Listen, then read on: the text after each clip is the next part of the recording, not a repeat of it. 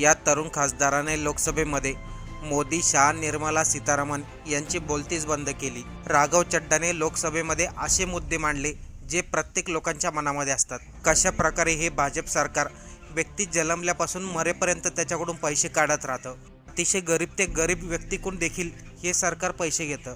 पहा ते लोकसभेतील राघव चड्डाचं अभ्यासपूर्वक भाषण। यात्रा पे चलते हैं। माननीय वित्त मंत्री जी हर बार मेरे सवालों का जवाब देते हुए मुझ पर तंज कसती हैं और कहती हैं कि शायद ये चार्टर्ड अकाउंटेंट नहीं है, इनकी डिग्री असली नहीं है, तमाम तरीके की बातें मेरे बारे में कहती हैं, निजी हमले करती हैं। मैं उनका बहुत सम्मान करता हूं, मेरे मन में उनके प्रति बहुत आदर है, ओहदे में, हैसियत में, उम्र में, अनुभव में बहुत बड़ी है मुझसे। लेकिन आज मैं इस सीए की डिग्री को किनारे करके सरल भाषा में आम आदमी की तरह इस देश के आम आदमी का दर्द आपके सामने रखना चाहता हूं कि कैसे हमारे जन्म होने से लेकर हमारे मरने तक टैक्स पे टैक्स सरकार हमसे वसूलती है। मैं आपके सामने जीवन के 8 चरण, 8 स्टेजेस ऑफ लाइफ रखना चाहता हूं। फर्स्ट स्टेज ऑफ लाइफ, जब इंसान पैदा होता है, that is the birth stage.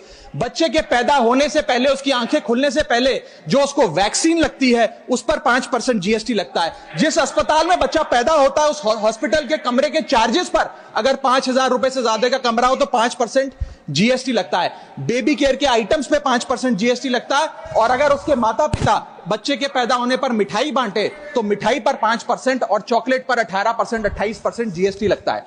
दूसरा चरण जीवन का इन्फेंसी और चाइल्डहुड यानी कि बचपन में बेबी फूड जो खरीदा जाता है उस पर 12 से 18% जीएसटी, डाइपर जो खरीदा जाता है उस पर 12% जीएसटी, बेबी स्ट्रोलर पे 5 से 12% जीएसटी, और जो खिलौने बच्चे को दिए जाते हैं उन खिलौनों पर भी 12% जीएसटी लिया जाता है। जब मुंडन होता है बच्चे का, पहला हेयर कट जिसे कहते हैं, उस हेयर कट की सर्विसेज पर भी 18% जीएसटी, और पहली बर्थडे पार्टी पर जो फोटोग्राफी होती है, फोटो खिंचवाई जाती है, उस फोटोग्राफी सर्विसेज पर भी 18% जीएसटी। यहां तक कि नामकरण की बर्थडे पार्टी जो की जाती है उस पर भी केटरिंग सर्विसेज से लेकर खान पर 18% जीएसटी सरकार वसूलती है। अब बच्चा स्कूल जाना शुरू करता है तो स्कूल जाने पर यूनिफॉर्म से लेकर जूतों, स्कूल बैग, लंच बॉक्स सब पर जीएसटी लगता है। 12% जीएसटी नोटबुक पर लगता है, 18% जीएसटी स्टेशनरी आइटम पर लगता है। और उसके बाद अगर कोई एक्स्ट्रा करिकुलर एक्टिविटी बच्चे को करनी हो, कोई म्यूजिक क्लास करनी हो या फिर कोई स्पोर्ट्स कोचिंग की क्लास वो ले उस पर भी 18% जीएसटी देना पड़ता है। प्राइवेट ट्यूशन ले तो उस पर भी जीएसटी, और पहली साइकिल जो बच्चा खरीदता है उस पर भी 12% जीएसटी देना पड़ता है। तीसरी अवस्था जीवन की, टीनेज ईयर्स, ये वो काल होता है जो सबसे मस्त मौला टाइम होता है जीवन का, बेहतरीन बेफिक्री का। इसमें बच्चा, यंग जवान लड़का लड़की अपना पहला स्मार्टफोन खरीदते हैं, उस स्मार्टफोन पर जीएसटी लगता है। अगर महंगा हो, विदेशी हो तो इंपोर्ट ड्यूटी भी लगती है। फिर वो अपना फोन रिचार्ज कराता है, उस पर जीएसटी लगते हैं। ब्रॉडबैंड इंटरनेट का कनेक्शन लेता है, उस पर जीएसटी लगता है। नेटफ्लिक्स, स्पॉटिफाई या वीडियो गेम की सब्सक्रिप्शन लेता है, उस पर भी जीएसटी देना पड़ता है। और अगर अपने दोस्तों के साथ पिक्चर देखने बाहर जाए तो पिक्चर की टिकट पर जीएसटी, एंटरटेनमेंट टैक्स और पॉपकॉर्न पर भी जीएसटी अब लगने लग गया है। तो तमाम तरीके के सॉल्टेड कैरेमल पॉपकॉर्न पर भी सरकार आपसे जीएसटी वसूलती है। इस बीच जब आप 18 साल के होते हैं और पहली बाइक या पहला स्कूटर खरीदते हैं, उस बाइक और स्कूटर पर आपसे जीएसटी लिया जाता है, व्हीकल इंश्योरेंस पर जीएसटी लिया जाता है, और उसके बाद रजिस्ट्रेशन टैक्स और रोड टैक्स के नाम पर भी पैसा लिया जाता है। जीवन की चौथी अवस्था, fourth stage of life, higher education की। इस हायर एजुकेशन की अवस्था में आप यदि प्राइवेट कॉलेज में पढ़ रहे हैं तो प्राइवेट कॉलेज की ट्यूशन फी पर जीएसटी लगता है। हॉस्टल में रह रहे हैं या पीजी का रेंट भर रहे हैं तो उस पर जीएसटी लगता है। स्टूडेंट लोन की प्रोसेसिंग फी पर जीएसटी लगता है। किताबों से लेकर लैपटॉप तक जीएसटी लगता है। और अगर माता पिता संपन्न हैं और बच्चे को विदेश भेजते हैं पढ़ने के लिए तो फॉरेन रेमिटेंस पर टैक्स कलेक्टेड एट सोर्स सरकार लागू करती है। अब आते हैं 5वीं अवस्था पे, जब वो अपना करियर शुरू करता है। ये वो एज है जिसे मैं golden age of direct taxes कहूंगा। अब ये डायरेक्ट टैक्स के जंजाल में आदमी फंस जाता है इस उम्र में जब उसकी पहली नौकरी लगती है।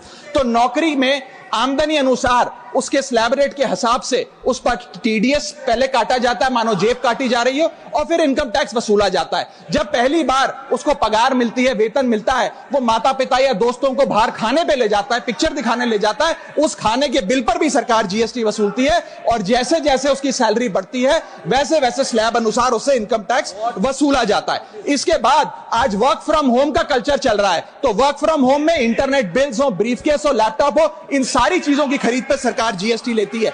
और अगर आप ये पैसा निवेश करें, इस निवेश करने पर आप कोई भी फाइनेंशियल इंस्ट्रूमेंट आपस में खरीदें तो बात ना सिक्योरिटी करें। ट्रांजैक्शन टैक्स के नाम आपस पर, में बात मैडम ना मेरा करें। समय जा रहा है, कोई फाइनेंशियल इंस्ट्रूमेंट खरीदे तो फाइनेंशियल इंस्ट्रूमेंट की खरीद पर सिक्योरिटी ट्रांजैक्शन टैक्स, उसकी ब्रोकरेज पर जीएसटी और फाइनेंशियल एडवाइजरी पर जीएसटी, और जब आप ये फाइनेंशियल इंस्ट्रूमेंट बेचते हैं तो उसके मुनाफे पर सरकार आपसे कैपिटल गेन टैक्स वसूलती है। यहां तक कि हेल्थ इंश्योरेंस और लाइफ इंश्योरेंस प्रीमियम्स पर भी सरकार आपसे जीएसटी लेती है। इसी सरकार के मंत्री माननीय गडकरी जी भी सरकार से यही गुजारिश कर रहे हैं कि इंश्योरेंस प्रीमियम पे कम से कम जीएसटी हटा दिया जाए।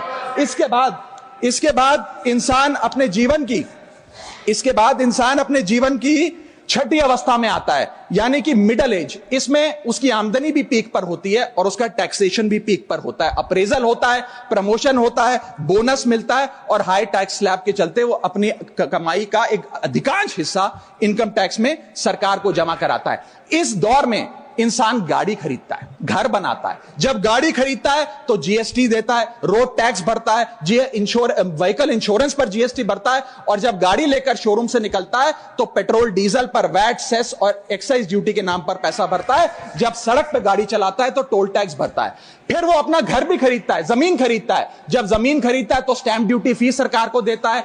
जब कंस्ट्रक्शन मटेरियल खरीदता है घर बनाने के लिए तो कंस्ट्रक्शन मटेरियल पे, चाहे वो सीमेंट हो, मार्बल हो, स्टील हो, उस पर जीएसटी देता है। उसके बाद जब कंस्ट्रक्शन सर्विसेज लेता है किसी बिल्डर से, ठेकेदार से, कॉन्ट्रैक्टर से, तो उस कंस्ट्रक्शन सेवाओं पर भी जीएसटी सरकार आपसे वसूलती है। और जब घर बन जाए तो एनुअल प्रॉपर्टी टैक्स और हाउस टैक्स के नाम पे आपसे पैसा लिया जाता है। और जब आपको पैसे की आवश्यकता पड़े और आप ये घर बेच दें तो कैपिटल गेन्स पर भी सरकार आपसे उस मुनाफे पे टैक्स वसूलती है। और इस बीच शादी तो रह ही गई, फिर इंसान शादी करता है, इस बीच तो बैंक्वेट हॉल बुक करता है, उस बैंक्वेट हॉल की बुकिंग पे टैक्स भरता है। शामियाना, खाना, केटरिंग सर्विसेज लेता है, उस पर जीएसटी भरता है। ज्वेलरी खरीदता है, उस पर जीएसटी भरता है। कपड़ा, शेरवानी सिलवाता है, कुर्ता पजामा, सूट पैंट, उस पर जीएसटी भरता है। यहां तक कि वेडिंग इनविटेशन से लेकर, ब्राइडल मेकअप से लेकर, हनीमून के ट्रैवल तक हर चीज पर सरकार आपसे जीएसटी वसूलती है। सातवीं अवस्था सरकार जीवन की वो है रिटायरमेंट। इस फेज में इंसान चाहता है आरामदायक जीवन जिया जाए, जो जीवन में कमाया उस कमाई के सहारे उसकी इंटरेस्ट पर, पेंशन पर जिया जाए। लेकिन इस अवस्था में भी सरकार पेंशन और इंटरेस्ट इनकम पे आपसे टैक्स लेती है। बूढ़ा हो जाता है, दवाई इलाज की जरूरत पड़ती है तो हेल्थ केयर बिल पर, दवाइयों पर आपसे जीएसटी लिया जाता है। लाइफ इंश्योरेंस और हेल्थ इंश्योरेंस प्रीमियम पर तो जीएसटी लेती है। और इस दौर में वो अपनी वसीयत लिखता है, फैमिली विल। उस फैमिली विल पर जो लीगल फीस देता है, उस लीगल फीस पर भी उसे जीएसटी देना पड़ता है और स्टैंप ड्यूटी देनी पड़ती है। और आठवीं जीवन की अवस्था, यानी कि जीवन की समाप्ति, जब उसका स्वर्गवास हो जाता है, उसके जीवन का अंत हो जाता है, यहां भी सरकारें उसका साथ नहीं छोड़ती। यहां पर भी सरकारें उस पर टैक्स लगाती हैं।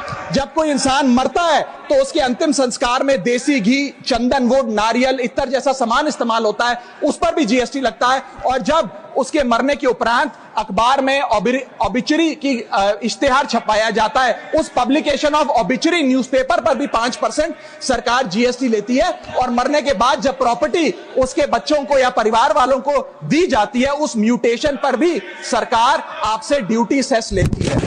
यह है life cycle of taxation model. लेकिन मैडम, सबसे जरूरी बात यह है कि इतना टैक्स देने के बाद सरकारें हमें देती क्या है। मैं जानता हूं कि टैक्स सरकार के लिए जरूरी है, सरकार के लिए नहीं, जितनी सरकारें इस देश में रही सबने टैक्स लगाकर जनता से पैसा लिया। टैक्सेस वास्तव में जरूरी हैं, लेकिन सवाल यह है कि क्या ये टैक्सेस हमारी इकोनॉमी को बढ़ा रहे हैं या हमारी इकोनॉमी को खा रहे हैं? क्या इससे हमारी जिंदगी बेहतर हो रही है या हमारी जिंदगी बदतर हो रही है? इतने टैक्स लगाने की वजह से आज हमारी आमदनी घट रही है, इस वजह से खपत गिर रही है, कंजम्पशन गिर रही है, डिमांड नहीं बढ़ रही है और प्रोडक्शन गिर रही है। इस वजह से पूरा इकोनॉमिक साइकिल, जो हमारा इकोनॉमी का चक्का है, वो धीमा हो गया है। मैडम, इस देश में, बस समाप्त कर रहा हूं, इस देश में मैं, मेरी पार्टी के टाइम से आप ले लीजिएगा, मेरी पार्टी के टाइम से ले लीजिएगा। मैडम, इस देश में 80 करोड़ जनता 5 किलो फ्री राशन के सहारे जी रही है। आपको जान के अचंभा होगा, इस 80 करोड़ जनता से भी ये सारा जीएसटी लिया जाता है, दिन प्रतिदिन लिया जाता है, जो आज मैंने पढ़ के सुनाया। सिर्फ अमीर नहीं,